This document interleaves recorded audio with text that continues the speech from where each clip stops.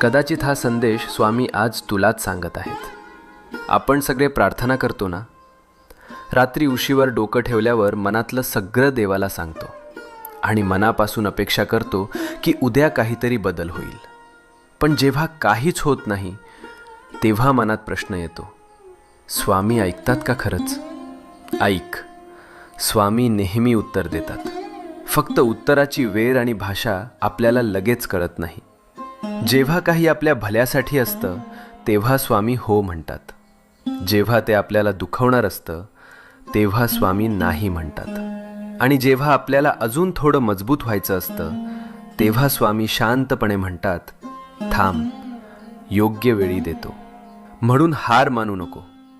तुझ्या प्रार्थनेचं उत्तर येतंय. फक्त थोडा विश्वास, थोडा धीर.